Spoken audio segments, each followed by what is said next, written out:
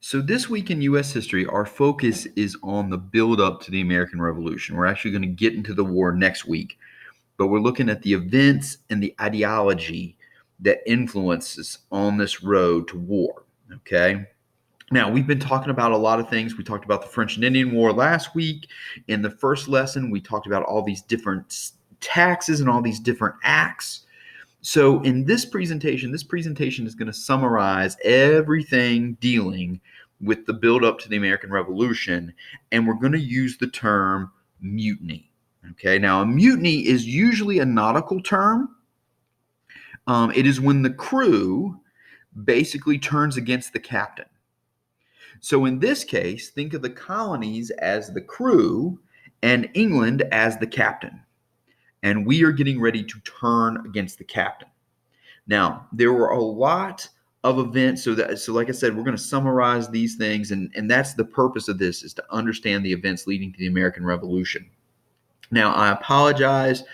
This presentation is a little wacky in terms of the notes. If you look on the sheet for the notes, I've got the acronym mutiny. There's what the letter stands for, and then there's some fill in the blank questions or some short answer questions. I'm going to do those first and then go back and tell you what the letter stands for. Okay? Now, this whole feeling of it's time to revolt begins with this event right here. Okay? And you can see the map. We got the British colonies. We got New France. We got Washington dressed up as a colonel. We've got some French troops down there. This whole journey to revolution begins with the French and Indian War. Okay? Now, you remember the way Britain said it is that the British had defended the colonists against the French and her Indian allies. Okay, now, of course, we're going to argue against that. We're going to say, we didn't ask you to come over here. You came over here yourself. We could have taken care of ourselves. In fact, the French weren't fighting with us. They were fighting with you, but we backed you because we were your colonies. So there's going to be some different perspectives on this. But the way the British are going to spin it is they defended us against the French and their Indian allies. And of course, we talked about how at the beginning the British were losing. Then they bring William Pitt into the government, and Pitt starts spending money on the army. And surprise, surprise, the army starts to win. But at the end of the war, Britain was in debt. Okay.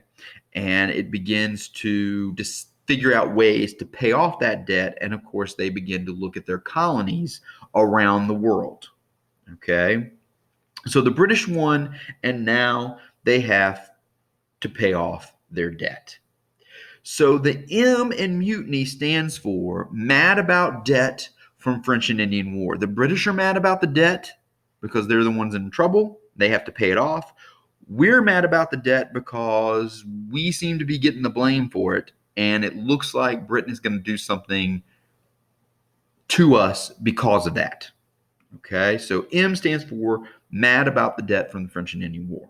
Now, what Britain does, okay, several things. Number one, they crack down on smuggling. Then they had those, and with that crackdown on smuggling, they have those searches and seizures in people's homes and businesses without warrants. Then they're going to keep troops here, okay, to try to keep order and keep the peace, which we don't like. And then the big thing that is impacting us are taxes, okay? And we talked about a bunch of, in fact, there are several more tax and several more acts that we could talk about. We specifically mentioned the Sugar Act and the Tea Act, but the purpose of the Sugar Act and the Tea Act was to assist in paying the war debt. Okay. Now, in the previous lesson, I told you that when you look at it on paper, the colonies are actually paying the least amount of taxes of any of the British colonies anywhere in the world. Okay. We had the smallest percentage to pay, and we were still upset with it. Okay. In fact, our rallying cry, and there in the notes there, the colonists said, "No taxation without representation." Okay. The Stamp Act, remember, taxed paper, wills, cards. You had to have that little stamp on all paper goods. The Sugar Act, of course, taxed sugar and molasses. And the Tea Act, of course, taxed tea. Okay. And when each one of those comes around, our rallying cry is no taxation without representation, even though we are paying the least amount of taxes of any of Britain's colonies anywhere in the world. So U in mutiny stands for those ugly taxes on tea and sugar because we think those are ugly taxes. So the U stands for ugly taxes on tea and sugar.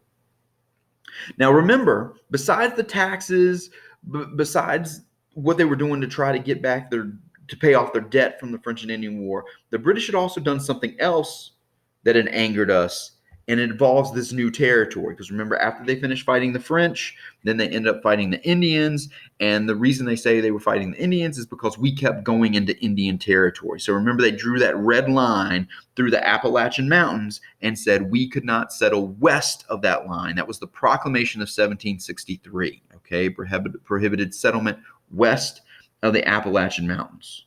All right. Now, that line is technically invisible, which we quickly pointed out to the British because we just ignored it and did it anyway. Okay, so the British cannot enforce this ban, and we continue to move west onto Native American lands, which is why the Native Americans are upset at this time. Okay, they were upset the British were moving, and now they're upset the colonists are moving. Okay, so the T in mutiny stands for the Proclamation of 1763. It was supposed to stop movement west. Okay. Now, that's kind of everything that deals with the aftermath of the French and Indian War, and this is what's going to put us on the road. And our anger is going to grow. At each one of these events, our anger is going to grow. Okay? So we are very, very angry with British rule.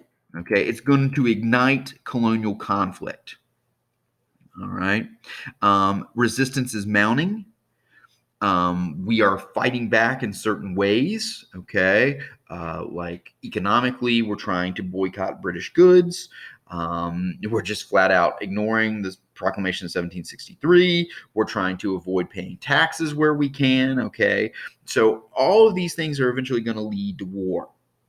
And there are two big events, okay, that signal this war is coming. One, of course, is the Boston Tea Party, and the other is the Boston Massacre. Now, the Boston Massacre happens first, okay? And then it's the Boston Tea Party. On your notes, and it's not on the screen, and I apologize for it, it says Boston Massacre is the first clash between colonists and the British. The British troops fired on anti-British protesters, killing 5. Okay, killing 5. And talks of revolution begin to grow stronger. So in that blank, you need to write a little 5 there. Okay, but these two events signal there's really no turning back. Okay, the Boston Tea Party and the Boston Massacre, we're going to be fighting. Okay, especially when lives are lost. Okay, so the I stands for ignited colonial conflicts, principally the Boston Tea Party and the Boston Massacre. Now, as we get closer to war, we realize, hey, we've got to be able to, if we're going to make this happen, okay, we got to control ourselves. We got to have some sort of order, some sort of stability. So we have the First Continental Congress. Okay, this was the first time that most of the colonies had acted together. Okay, so as we get closer and closer to war, the colonies are going to start meeting together. And in fact, at this First Continental Congress, remember they say we're going to try to reach out to the king one more time and say, hey, we still want to be loyal subjects. We're just asking for a little leeway. We're asking for representation in Parliament. If you can meet us halfway, or you're even willing to discuss things with us, then we'll quit this talk of war. But if you don't, then we're going to meet again. And when we meet again, the discussion is going to be much, much different. So the N in mutiny stands for the new government, the First Continental Congress, which is the first time that most of the colonies had acted together. Of course, we know that the king doesn't respond to the First Continental Congress, that the petitions get to him and he just kind of ignores them. Okay. And of course, he doesn't address any problem that we have brought up, or any concern that we have brought up. And before we can really get a response, okay, by the time, well, I take that back, by the time that the Second Continental Congress is ready to meet, something major has happened. Okay. We talked about these guys in the last presentation, the Minutemen. Okay. The Minutemen were ready to fight at a moment's notice, and the Minutemen ended up trading shots with the British at Lexington and Concord. Okay. So it's a brief skirmish at Lexington Concord. And they go to Lexington first. They're looking for guns and ammunition that the colonists have hidden. They're also looking to get Sam Adams and John Hancock, who were two of our early revolutionary leaders. The British show up at Lexington. There's that standoff between the British and the Minutemen, and both sides have been told not to fire.